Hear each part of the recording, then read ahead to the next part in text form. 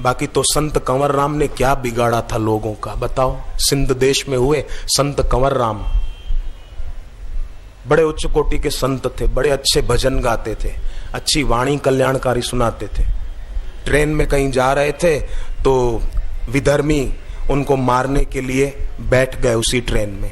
एक स्टेशन पर गाड़ी रुकी, संत कंवर राम प्लेटफार्म पर टहल रहे थे, तो जो उनको मारने के इरादे से आए थे उन्होंने आकर प्रणाम किया और कहा, महाराज हम जो काम करने आए वो पूरा होगा कि नहीं होगा। संत कंवर राम जान तो गए, उन्होंने कहा पूरा हो जाएगा, सहज कह दिया। ट्रेन चली, संत कंवर राम अपनी सीट पर जाकर बैठे और जिनके पास बंदूक थी उन्होंने संत कंवर राम को गोली मार दी और उन संत ने अपनी जीवन लीला समेट ली, शरीर छोड़ दिया।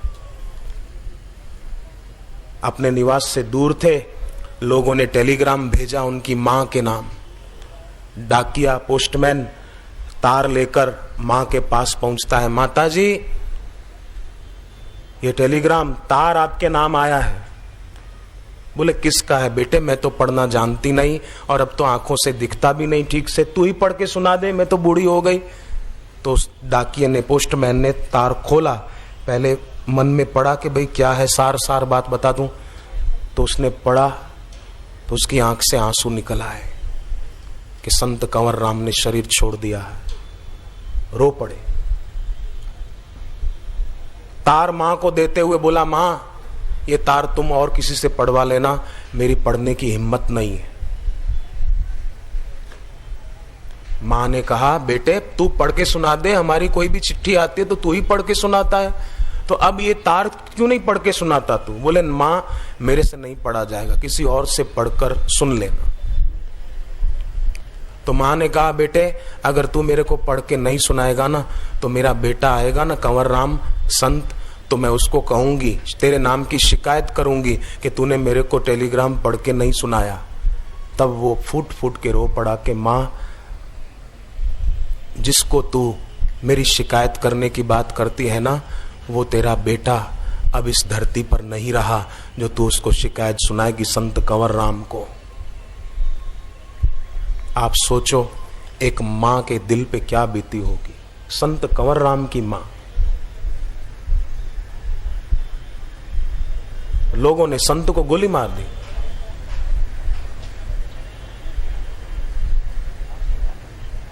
उन पर भी कई आरोप लगे थे।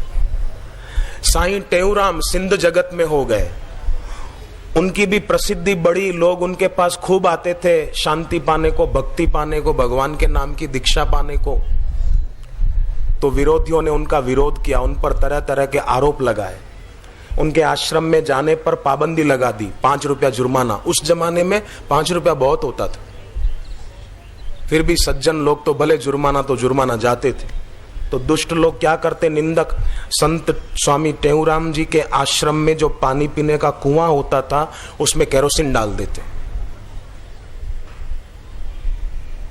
तो फिर आश्रम वाले और दूसरे साधक मिलकर सफाई करते, सारा पानी खाली करते, कितनी मेहनत होती। तो फिर उनके आश्रम के सामने मरे हुए जानवर डाल के जाते, कहीं कोई भैंस मर गई, कोई कुत्ता मर गया तो उनके आश्रम के सामने डाल जाते गंदगी। जब अति करने लगे तब उन संत के दिल से उफ निकल गई कि हरि अब तू जाने, मैंने बहुत सह लिया इनका उपद्रव, अब मैं तेरे को सौंप रहा हूं। उफ निकल गई, भयंकर हैजा और कॉलेरा का रोग फैल गया उन निंदकों के यहां, उन विरोधियों के यहां। डॉक्टर नगर छोड़ के भागने लगे। आखिर कुछ सज्जनों ने कहा कि वो संत को सताया है इसलिए ये सब हुआ है, जाकर माफी मांगो। आखिर उनको भी सद्बुद्धि आई और जाकर संत से माफी मांगी। तब संत ने कहा, अच्छा भली कंदो मुझो भगवान, भला करेगा ईश्वर। तब फिर सब ठीक हो गए।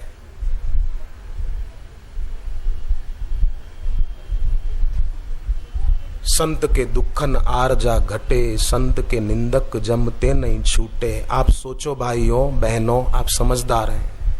हिंद महासागर के किनारे कोई खड़ा है और बोलता है कि मैं इस सागर की गहराई माप रहा हूं, तो वो आदमी बेवकूफ है कि और कुछ है। किनारे खड़ा है और बोलता है सागर की गहराई माप रहा हूं। ये तो साधारण मनुष्य है। नहीं, कैलाश की ऊंचाई को घाटी में बैठकर कैसे माप सकेगा तू कि कैलाश पर्वत की ऊंचाई कितनी?